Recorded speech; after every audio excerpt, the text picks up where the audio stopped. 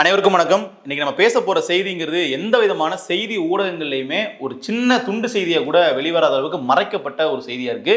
திண்டுக்கல் மாவட்டம் ஒட்டன்சத்திரத்துல ஒரு 24 வயது பெருமாள் அப்படிங்கிற ஒரு பட்டியலின சமூக இளைஞர், அருந்ததி சமூகம், அந்த இளைஞர் வந்து பாத்தீங்கன்னா மிகவும் கொடூரமான முறையில் கொலை செய்யப்பட்டிருக்காரு. அதாவது இப்படி ஒரு கொலை நம்ம கேட்டிருப்போமா அப்படின்னு கூட தெரியல. உடம்புல வந்து நெஞ்சில் வந்து பார்த்தீங்கன்னா ட்ரில்லிங் மிஷின் வச்சு ட்ரில் பண்ணி அவரோட பிறப்புறுப்பை வந்து அறுத்து எடுத்து உடம்புல ஃபுல்லாக வந்து சைலன்சர் வச்சு பைக்கோட சைலன்சர் சூடு வச்சு அவர் வந்து பல சித்திரவதைகளுக்கு உட்படுத்தப்பட்டு கொலை செய்யப்பட்டிருக்காரு. இந்த கொலைக்கான காரணம் என்ன, பின்னணி என்ன அப்படிங்கிறத வந்து இன்வெஸ்டிகேஷன் ப்ராப்பராக போயிட்டு இருக்கா அப்படிங்கிறது ஒரு கேள்வி.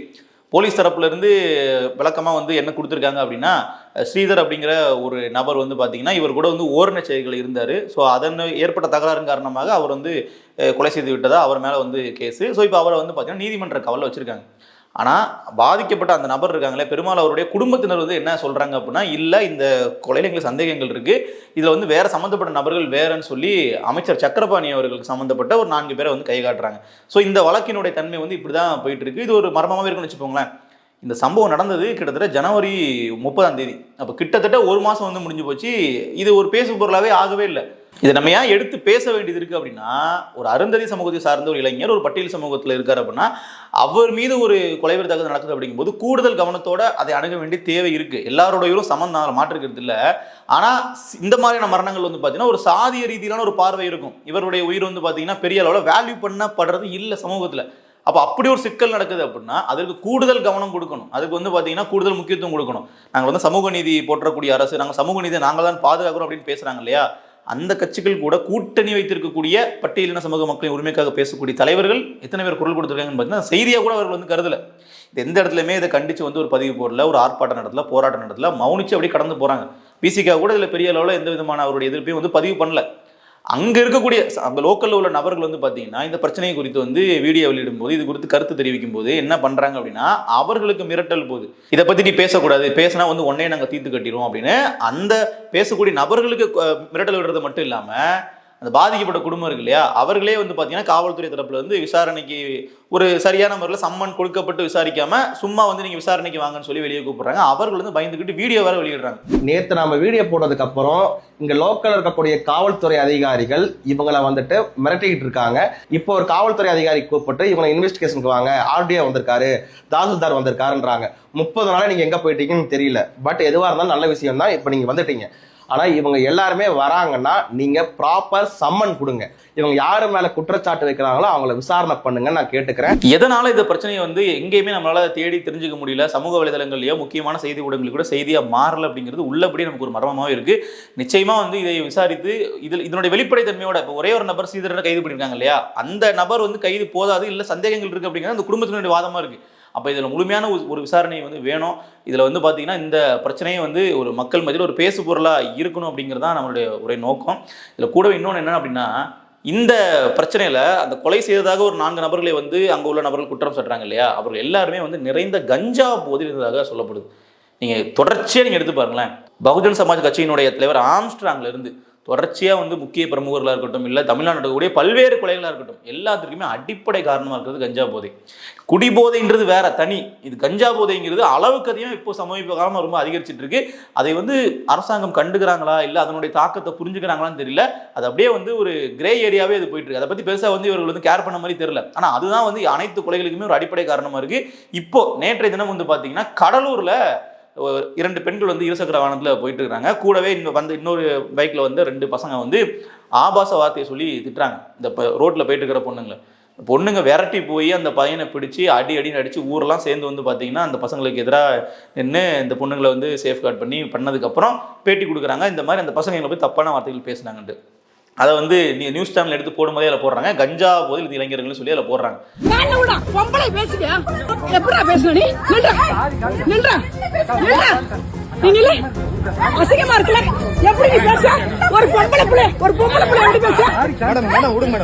அப்போ இது நீங்க ஒப்பிட்டு பாருங்களேன், ஒரு கொலை நடந்தா அதுக்கு முன்னாடி கஞ்சா போதை இருக்கு, இந்த மாதிரி ஒரு ஈவ்டீசிங் நடக்குது, இந்த மாதிரி வந்து பெண்களை வந்து பொது வழியில ஆபாசமா பேசிட்டு ஒருத்தவங்க போறாங்கன்னா அவங்க சுயநிலைவுல இல்லைங்கிறத நான் சொல்ல வர்றேன். இது மாதிரி எக்கச்சக்கமான சம்பவங்கள் நம்ம சொல்லிக்கிட்டே போக முடியும். அப்படி என்னதான் தமிழ்நாட்டிற்கு ஆட்சி அப்படின்னு நம்ம பார்க்கணும் இல்லையா, ஜாஃபர் சாதிகளை தொடங்கி, அதாவது பல டன் கணக்கில் வந்து டீலிங் பண்ணிட்டு இருந்த ஜாஃபர் சாதிக் போன்ற நபர்களை தொடங்கி இங்கே சின்ன லெவலில் பல்வேறு பகுதிகளில் ஊர்ப்புறங்களில் முதற்கொண்டு இந்த கஞ்சா பொருள் கிடைக்கிறதுக்கான காரணமாக இருக்கக்கூடிய அந்த நெட்வொர்க்கை வந்து அரசாங்கம் வந்து பிடிக்கணும், இந்த சப்ளை செயினே இல்லாமல் பண்ணணும் அப்படிங்கிறத நம்ம சொல்ல ஒரு விஷயம். அதாவது பெங்களூர்லேருந்து தமிழ்நாட்டுக்கு கொண்டு வராங்க, ஆப்பிரிக்காவிலேருந்து இங்கே பெங்களூருக்கு வருது, அப்படி இப்படின்னு நம்ம செய்திகளில் வந்து பரவலாக சொல்கிறத நம்ம கேட்க முடியுது. சமீபத்தில் கூட அண்ணா நகரில் வந்து ஒரு ஆப்பிரிக்கன் கண்ட்ரி சார்ந்த ஒருத்தர் வந்து கைது பண்ணாங்க. அப்போ அவருக்கு நெட்வொர்க் எப்படி எங்கேருந்து வருது, அவர்களுக்கு எங்கே சப்ளை நடக்குது, எதுவுமே நமக்கு வந்து பார்த்தீங்கன்னா ஒரு புரியாத புதிராகவே இருக்குது. ஆனால் எல்லா பகுதிகளிலையும் கஞ்சா கிடைக்குதுன்றது புரிய வருது. ஏன்னா நடக்கக்கூடிய அனைத்து குற்ற சம்பவங்களுக்குமே அடிப்படை காரணமாக கஞ்சா இருக்குது. நீங்கள் திருநெல்வேலியில் வந்து பார்த்தீங்கன்னா 10ஆம் வகுப்பு படிக்கக்கூடிய ஒரு மாணவனை சக மாணவன் வந்து பார்த்தீங்கன்னா வெட்டி கொள்கிறான். என்ன பிரச்சனைன்னு கேட்டால் ஏதோ ஒரு சின்ன வாய் தகராறு, ஆனால் கஞ்சா போதையில் இருந்ததுனாலே கொலையாக நடக்குது. இப்படி தான் வந்து இந்த குற்ற சம்பவங்கள் அரங்கேறுது. குடிபோதையை விட ரொம்ப ரொம்ப ஒரு மோசமான போதையாக அந்த கஞ்சா போதை இருக்குது அப்படிங்கிறத நம்ம பதிவு பண்ண வேண்டியது இருக்குது. எல்லாமே போதை தானே, சிகரெட்டும் போதை தான், மதுவும் போதை தான், கஞ்சாவும் போதை தான்ட்டு இந்த கஞ்சாவை அந்த கேட்டகரியில் வைக்க முடியல. ஏன்னா இதனால் குற்ற சம்பவங்கள் அளவுக்கு அதிகமாக அதிகப்படுது அப்படிங்கிறத நம்ம வந்து ரொம்ப கவனமாக பார்க்க வேண்டிய விஷயம். இது ஒட்டுமொத்த கட்சிகளையுமே இதுக்கு எதிராக வந்து போராடணும். நீங்கள் பாருங்கள், இப்போ சிறுமிகளுக்கு எதிரான அதிகமான பாலியல் வன்கொடுமைகளுக்கு காரணமாகவும் அதன் பின்னாலே இந்த கஞ்சா இருக்குன்னு சொல்லப்படுது. இப்போ சமீபத்தில் வந்து ஜனவரி 16ஆம் தேதி கிருஷ்ணகிரி மாவட்டத்தில் 2.5 வயது குழந்தைய வந்து திமுகவினுடைய இளைஞரணி பொறுப்பாளர் ஒருத்தர் வந்து பார்த்தீங்கன்னா கற்பழித்து அந்த குழந்தை இறந்துருச்சு. அந்த குழந்தைக்கு உடம்பு சரியில்லாமல் ஆனது காரணம் இவரோட பாலியல் சீண்டல். அந்த குழந்தையினோட உடலினோட உட்புறத்தில் வந்து பார்த்தீங்கன்னா காயங்கள்லாம் இருக்குது. 2.5 வயசு குழந்தை. அந்த 2.5 வயசு பெண் குழந்தைகிட்ட அப்படி ஒரு சிந்தனை, கொடூரமான சிந்தனை வர்றதுக்கான காரணம் என்ன? அது கஞ்சா போதே இருக்கலாம்னு சொல்லப்படுது. ஆனால் நான் நினைக்கிறேன், நான் சந்தேகப்படுறது அதுதான். இது ஒரு இடத்துல இல்லை. நம்ம ஒரு வாரத்தில் நம்ம செய்தித்தாளில் படிக்கும்போது இவ்வளோ சம்பவங்கள் இருக்குது அப்படின்னா இது மாதிரி எத்தனை சம்பவங்கள் இருக்கும். இதுக்கு எல்லாத்துக்கும் பின்னால் எவ்வளோ பெரிய நெட்வொர்க் இருக்கும். அதை நம்ம எப்போ சரி பண்ண போகிறோம் அப்படிங்கிறதான் கேள்வி. ஸ்டாலின் அவர்கள் வந்து வீடியோ போடுறாரு, போதையின் பாதையில் செல்லாத இளைஞர்களே நல்ல வழியில் வந்து முன்னேறுங்கன்னு வீடியோ போடுறாரு. கஞ்சா போதையில் சுராஜ் அப்படிங்கிற இளைஞரை நம்ம பார்த்துருப்போம் கொஞ்சம் நாளைக்கு முன்னாடி தரமணி ரயில்வே ஸ்டேஷன் கிட்ட வந்து பார்த்தீங்கன்னா அருவாலை வச்சு வெட்டி வந்து பார்த்தீங்கன்னா கொலை வெறித்தாக்குது. அதெல்லாம் பார்க்கும்போது நமக்கு வந்து பதறுது. அந்த சிறுவர்களை நம்ம வெறுக்கிறோம். இப்படி பண்ணும்போதே நமக்கு வந்து கோவம் வருது. இதுங்கெல்லாம் எதுக்கு தான் அந்த பூமிக்கு பரமாக இருக்குன்னே நமக்கு கோவம் வருது இல்லையா? அதெல்லாம் ஒரு பக்கம் கடந்து நீங்கள் யோசிச்சு பாருங்க. அந்த சிறுவர்கள் அப்படி ஆட்படுறதுக்கான காரணம் என்ன? அவர்களுக்கு கஞ்சா போன்ற பொருட்கள் கிடைக்கிறதுக்கான அந்த ஆக்சஸ் எங்கேருந்து வருது? நிறைந்த போதையில் இருக்கிறதுக்கான சூழல் எங்கேருந்து வருது? ஒரு குற்ற சம்பவமாக அவர்கள் வந்து உருவாகுறாங்க. அதாவது இப்படி தப்பு பண்ணுறாங்க, நம்ம சிறுவர் சீர்திருத்த பள்ளியிலையோ இல்லை ஜெயிலையோ அவர்கள் வந்து பிடிச்சி போகிறோம்னு வச்சுக்கோங்களேன். திருப்பி வெளியே வரும்போது அவர்கள் சீர்திருத்தப்பட்டு வெளியே வர்றதில்லை, இன்னும் மோசமாக வெளியே வர்றாங்க. அப்போ அது ஒரு சமூகமே வந்து ஒரு குற்ற சமூகம் மாறுது இல்லையா? அவர்களுடைய ஜென்ரேஷனே வந்து ஒரு தலைமுறை பின்னாடி போயிட்டாங்க இல்லையா? இப்போ இந்த பையன் இனிமேல் வந்து பார்த்தீங்கன்னா 20 வருஷத்துக்கு அடுத்து பல குற்ற சம்பவங்கள் பண்ணுவான். இவனோட அடுத்த தலைமுறை அப்படிங்கிறதும் பார்த்தீங்கன்னா பெரிய அளவில் முன்னேற மாட்டாங்க. அப்போ ஒரு ஜென்ரேஷனே வந்து பார்த்தீங்கன்னா கீழே போகிறதுக்கான காரணமாக இந்த கஞ்சா போதைன்றது இருக்குது. நீங்கள் வந்து குடிபோதையில் இருக்கிறவங்களுக்கு மறுவாழ்வு மையம் வச்சு திருத்தறதை நம்ம பார்த்துருப்போம். அவர்கள் கூட வந்து பார்த்தீங்கன்னா இந்த அளவுக்கு வந்து குற்ற சம்பவத்தில் ஈடுபடுவாங்களா? அவர்களுக்கு பெரிய பிரச்சனையாக இருக்கும். இப்போ குடிபோதையில் வந்து பார்த்தீங்கன்னா அவர் குடும்பத்துக்கு வந்து காசு கொடுக்க மாட்டாங்க, அவர்களுடைய உடல்நலம் பாதிக்கப்படும், நோய்வாய்ப்படுவாங்க, மரணிச்சு போவாங்க. இதெல்லாம் அவர்களுடைய தனிப்பட்ட பிரச்சனையை நம்ம கடந்து கூட போக முடியும். அது தவறு. மது இல்லா மாநிலத்தை உருவாக்கணும், மது ஒழிப்பு செய்யணும், அதெல்லாம் ஒரு பக்கம் இருக்கட்டும். ஆனால் இந்த கஞ்சா போதை அப்படிங்கிறது ஒட்டுமொத்த சமூகத்திற்குமே பாதிப்பாக இருக்குது. கஞ்சா போதையில் இருக்கக்கூடியவங்க கொலை பண்ணுறாங்க, கற்பழிப்பு பண்ணுறாங்க. அப்போ இதெல்லாம் அளவுக்கு அதிகமாக நடக்குது அப்படின்னா இதை ஒழிக்கிறதுக்கு நம்ம என்ன பண்ணியிருக்கோம்? இந்த கஞ்சா போதையை ஒழிக்கிறதுக்கு விதவிதமாக இருக்குது. நான் கஞ்சாங்கிறது ஒரு பேரில் சொல்கிறேன். இப்போ மெத்தம்ஃபெட்டமைன் முதற்கொண்டு சப்ளைலாம் வந்து பார்த்தீங்கன்னா பார்ட்டிஸ்லாம் நடக்குது. இது எப்படி வருதுங்கிறதுக்கு நம்ம சிறந்த உதாரணமாக கொஞ்ச நாளைக்கு முன்னாடி நடிகர் ஸ்ரீகாந்த் அவர்களை வந்து கைது பண்ணாங்க. எப்படி கைது பண்ணாங்க? அவரோட வீட்டில் கொக்கைன் இருந்தால் சொல்லி கைது பண்ணாங்க. அது எப்படி கிடைக்கிது அவருக்கு? ஒரு பார்ட்டியில் வந்து பார்த்தீங்கன்னா சப்ளை நடக்குது. அதெல்லாமே வந்து ஹை லெவலில் நடக்குது. அதெல்லாமே வந்து விலை உயர்ந்த போதைப் பொருட்கள், அதெல்லாம் சப்ளை நடக்குது. அது அப்படியே வந்து பார்த்தீங்கன்னா நைட் பார்ட்டியில் முக்கியமான பிரபலம் கலந்து கொள்ளக்கூடிய பார்ட்டியில் அது கொடுக்குறாங்க. அது அவர்களுக்கு ஒரு உயர்தர போதையாக இருக்குது. அது அப்படியே வந்து பார்த்தீங்கன்னா அவர்களுக்கு வந்து கொக்கைன் மெத்தம்ஃபெட்டமைன், இங்கே வந்து கஞ்சா. அது அப்படி தான் வந்து பார்த்தீங்கன்னா சொசைட்டியில் வந்து பரவுது. நாளைக்கு வந்து அதுவும் வந்து கீழ்மட்ட லெவலில் கிடைக்க ஆரம்பிக்கும். அப்போ அதுவும் வந்து எல்லா தரப்புலையும் வந்து வர ஆரம்பிக்கும். நடுத்தர குடும்பங்கள் வந்து ரொம்ப மோசமாக பாதிப்படைகிறது இந்த கஞ்சா போதையினால தான். அவர்கள் பாதித்தாலும் பரவாயில்லன்னு விட்டால் இது மற்றவங்களும் சேர்த்துல பாதிக்கிறாங்க.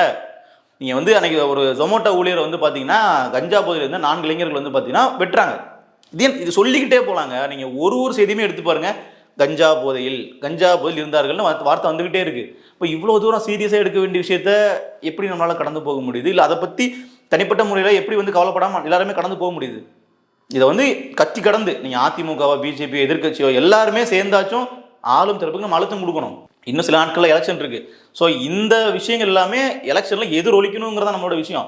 அவர்கள் எவ்வளோ அசால்ட்டா வந்து கடந்து போறாங்க பாருங்க. அமைச்சர் மா சுப்பிரமணியம் அவர்கள், சுகாதாரத்துறை அமைச்சர் என்ன சொல்றாரு, பேட்டி கொடுக்குறாரு, கஞ்சா வளர்ப்பு, அதாவது கஞ்சா செடிகள் வந்து உற்பத்தி பண்றது தமிழ்நாட்டில் இல்லவே இல்லை, ஜீரோங்கிறாரு. கஞ்சா புழக்கமே வந்து இல்லைன்னு பேச்சுவாக்கில் ஒரு வார்த்தையை சொல்றாரு. எப்படி இவ்வளோ கொலைகள் நடக்குது, இவ்வளோ பிரச்சனைகள் நடக்குது, எல்லாத்துக்கும் காரணம் செய்தி சேனல்களே கஞ்சா போதைன்னு போடுறாங்களே, அப்போ அதெல்லாம் நம்ம எப்படி கடந்து போகிறது? அப்போ அதெல்லாம் வந்து நியூஸ் சேனலே வந்து போய் சொல்கிறாங்கன்னு சொல்கிறீங்களா? இல்லை போலீஸ் தரப்பு கொடுக்கக்கூடிய அறிக்கையில் வந்து கஞ்சா போதை அப்படிங்கிற வார்த்தை இல்லைங்கிறதுனாலேயே வந்து அது இல்லைன்ற அர்த்தம் ஆயிடுமா? நமக்கு கேள்வி தானே வருது. நாமளே வந்து வெளிப்படையாக பார்க்குறோம் அந்த இளைஞர்கள் வந்து ஒரு வீடியோவில் எப்படி பிஹேவ் பண்ணுறாங்க, டிப்பிக்கலாக அப்படி இருப்பாங்களா, இல்லை இந்த மாதிரி இருக்கிறதுக்கான காரணம் என்னன்னு பார்க்கும்போது அது ஒரு அதீத போதை நமக்கு புரிய வருது. அப்போ இந்த விஷயத்தை ஒரு விஷயத்தையும் நம்ம வந்து உற்று நோக்கணும் அப்படின்னா கடைசியாக வந்து நிற்கிறதுங்கிறது கஞ்சா போதையில், கஞ்சா பிடியில் தமிழ்நாடு, கஞ்சா புழக்கத்தினுடைய கூடாரமான தமிழ்நாடுங்கிற கன்க்ளூஷன் வர வேண்டிய தேவை இருக்குது. அதுவும் கடைசி ஒரு 3-4 ஆண்டுகளில் வந்து பார்த்திங்கன்னா மிகப்பெரிய அளவில் இந்த செய்திகள் தொடர்ச்சியாக அதிகமாக வந்துக்கிட்டே இருக்குது. இந்த சிறுவர்களை வச்சு வந்து பார்த்திங்கன்னா கொலை பண்ணுறதுக்கெல்லாம் இந்த கஞ்சா போதையை அவர்களும் பயன்படுத்திக்கிறாங்க. அவர்கள் ஜெயிலுக்கு போனாங்கன்னா சீக்கிரமாக வெளியே வந்துடுவாங்க. அப்போ அவர்களை வைத்து குற்ற சம்பவங்கள் பண்ணிக்கலாம்னு சொல்கிறது ஒரு பெரிய ஒரு குரூப்பே இருக்குது. அதற்கு வந்து அவர்களுக்கு இந்த போதை தேவைப்படுது இல்லையா? குடிபோதையெல்லாம் தாண்டி இப்போ கஞ்சா போதை, இதெல்லாம் ரொம்ப ஈஸி, உடனடியாக வந்து அடிக்ட் ஆகிக்கலாம். அதுவும் வந்து பார்த்தீங்கன்னா சுலபமாக வேலையை சாதிச்சுக்கலாம் அப்படிங்கிற அடிப்படையில். அப்போ அவர்களுக்கு அது மட்டும் இருந்தால் போதும், வேறு எதுவுமே வேணாங்கிற நிலைமைக்கு அந்த இளைஞர்கள் வந்து மைண்டை டியூன் பண்ணிடுறாங்க. அது ஒரு சமூக நாசமாகிறது மட்டும் இல்லாமல் குற்ற பின்னணியுடைய தமிழ்நாட்டினுடைய ஒரு பெண்கள் பாதுகாப்பு, இல்லை ஒட்டுமொத்த மக்களினுடைய பாதுகாப்பே கேள்விக்குறியாக்குது. ஸோ அதனால் இந்த 3-4 சம்பவங்கள் மட்டும் இல்லை, இது மாதிரி நம்ம ஒரு வாரத்துக்கு நீங்கள் கவனித்து பாருங்கள், அளவுக்கு அதிகமான சம்பவங்கள் கஞ்சா போதையில் நடந்துக்கிட்டே இருக்குது. ஸோ அதை எல்லாமே வந்து நம்ம தடுத்து நிறுத்தணும். அதற்கு வந்து அரசாங்கத்தில் நம்ம அழுத்தம் கொடுக்கணும், அது ஒட்டுமொத்தமாக சேர்ந்து அழுத்தம் கொடுக்கணும். ஏதோ வந்து இந்த சம்பவத்துக்காக நம்ம பேசிட்டு விட்டுறோம் அப்படின்றது இல்லை. ஊடகங்கள் முதல்ல இதெல்லாம் வெளியே கொண்டு வந்து காட்டணும். ஊடகங்கள் வந்து பார்த்தீங்கன்னா எது செய்தி ஆகணும் ஆகக்கூடாது அப்படிங்கிறத முடிவு பண்ணுற இடத்துல இருக்கிறாங்க. அதனால் சமூக ஊடகங்களை பயன்படுத்தியாச்சும் மக்கள் வந்து அதிகப்படியான அழுத்தம் அரசாங்கத்துக்கு கொடுக்கணும் அப்படிங்கிறத நம்ம சொல்லக்கூடிய கருத்து. நன்றி.